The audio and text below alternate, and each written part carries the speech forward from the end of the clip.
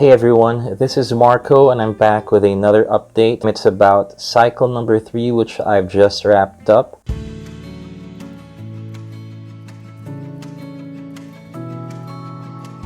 And I'm going to be talking about some of the effects that I've noticed this time around, and that includes physical and mental and emotional.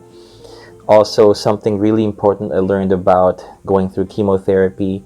And if you've gone through the same thing that I have, more or less, then you'll know what I'm talking about. And I'll also talk a little bit about my mental health and some of the things that I've done to help me cope so far. Plus, I'll also get into some of the things I've got coming up and what I'm looking forward to. Anyway, before we continue, I wanted to ask you to like this video and subscribe to my channel. So I'd really appreciate that.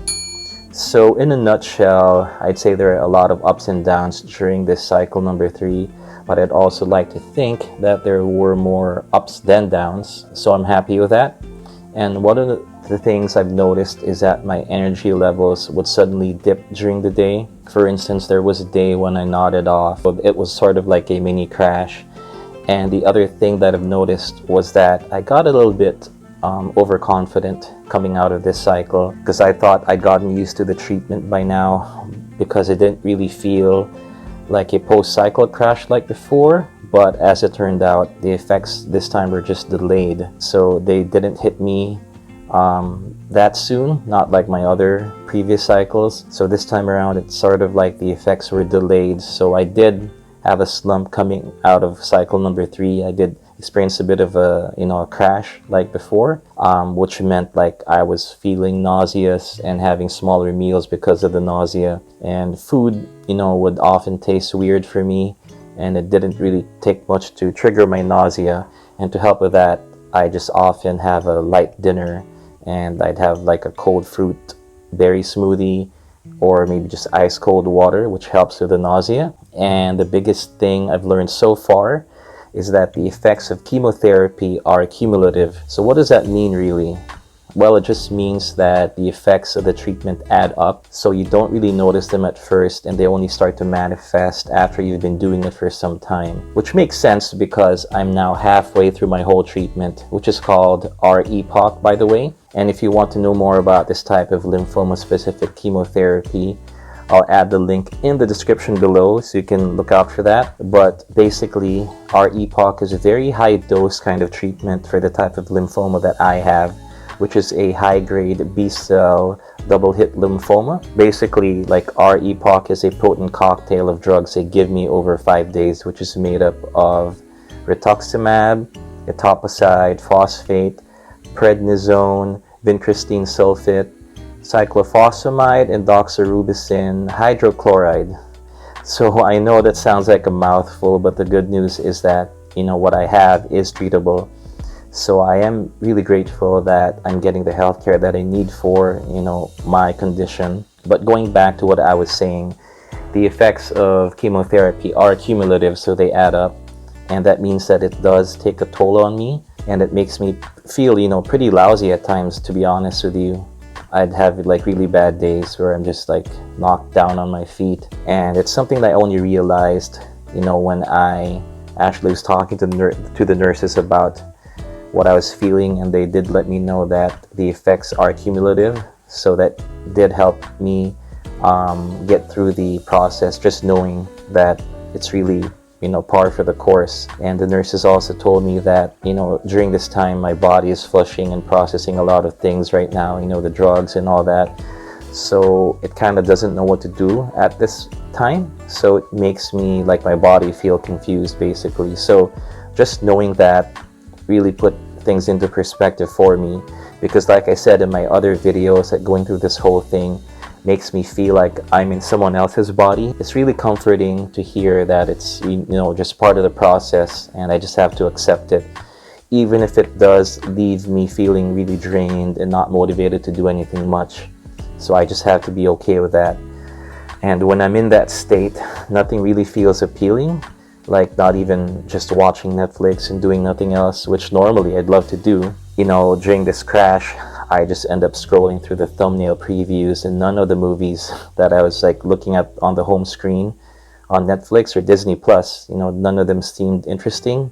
even though like normally I would probably watch something, but I just had to accept that it's normal to feel that way. But saying that, I'd still gently push myself to do something else anyway, even if it was just like, getting up, moving around, doing maybe the odd chore here and there, like nothing really too heavy maybe, so I could just be the tiny bit productive, because I think that it would be worse for me just to lie down and ruminate and get stuck in my head, and that wouldn't be good for me mentally wise. So speaking of which, when it comes to my mental health, I have to be totally honest with you, because with anyone going through this whole ordeal, I am still confronting my mortality often, which is pretty normal for anyone, going through chemotherapy, and anyone who has lymphoma or any type of cancer. You'd naturally have thoughts about your mortality. And I've mentioned this before because in the first week, like I said, when I finished cycle 1, it was really tough for me. I did that first cycle when I was at the hospital, and when I came home, I was really in a weird place emotionally.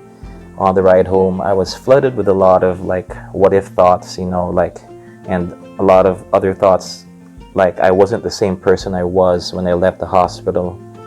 That was how I felt at the time, like I was in someone else's body. So I felt like coming back home after my chemo and getting hit with my diagnosis, that I wasn't the same person anymore.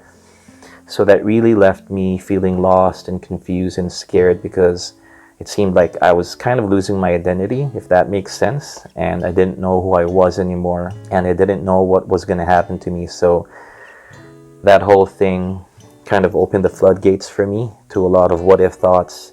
So it wasn't good for me, like mentally.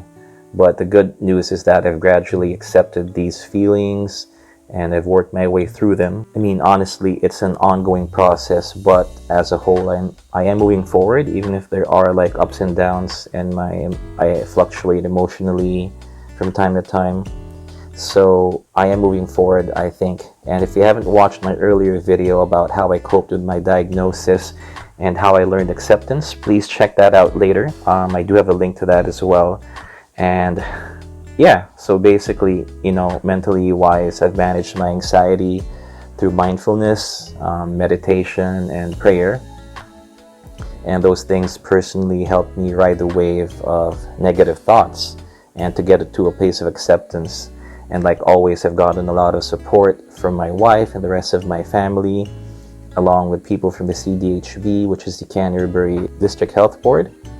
And that's a CDHB. So that's one of the people there is Sharon, who is a psychologist who's been helping me get through my emotions and just processing, difficult feelings and thoughts.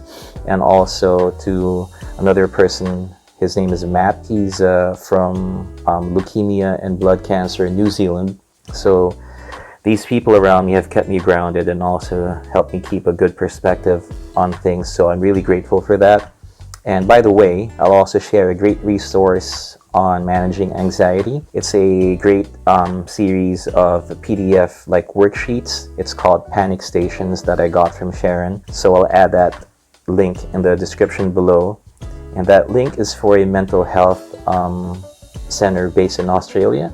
So their website has a Looking After Yourself section under the resources tab. So just check out that link later that I'll post in the description below. And yeah, coming out of the cycle, I think I did okay generally, even if I would get emotional at times. Like coming off of the steroids does do that to me. If anything, I've noticed by now is that I really have to not watch anything, like any movies maybe, for example, that are too intense or emotional, because that kind of sets me off and puts me in a very fragile and emotional state, I think.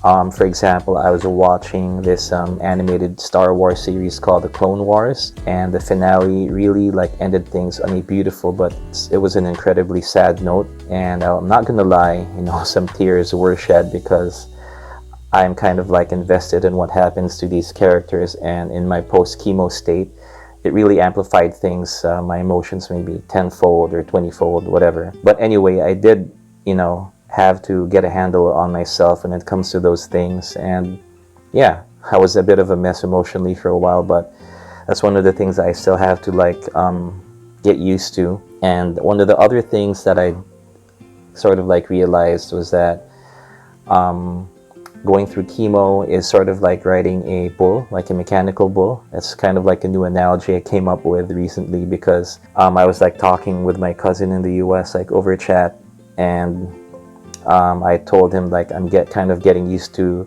the whole chemo thing right now, because this is my third cycle and it isn't my first rodeo.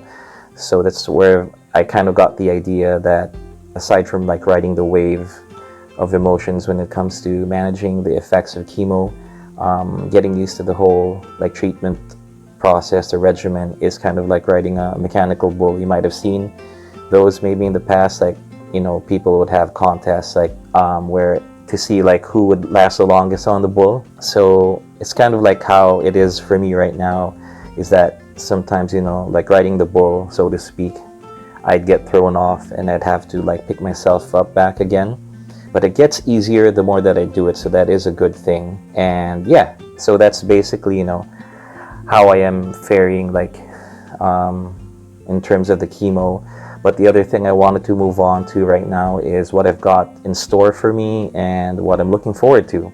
So the first thing that comes to mind right now is seeing my coworkers again, because I've been on medical leave from my job for a few months now. So I do like miss the banner at the office, and I'm looking forward to also my next PET CT scan, which is due like a few weeks after like this third cycle, because, you know, I'm halfway through my whole treatment cycle right now. I've got 6 of these cycles in total, and now that I'm halfway, I'm a bit anxious to know like what the results are going to be, because honestly, you know, it's just one of those things that you're anticipating. But all in all, I think that I'm responding to the treatment so far. So part of me is excited to see what the doctors do find from the upcoming PET CT scan. But anyway, you know, that's all I had to share for now. So if you have any thoughts or comments that you'd like to share yourself, please post them down below in the comments. And I'd really love to hear from you guys, especially if you've had maybe a similar experience, or maybe you know someone who's gone through something like this. And also, if you could like this video and subscribe to my channel to get more videos from me, and ring that notification bell so you know right away when my latest video comes out. So yeah, thank you again for watching my video, and thank you for like just checking in with me to see how I'm doing. So I'll talk to you guys soon, and I'll see you in the next video.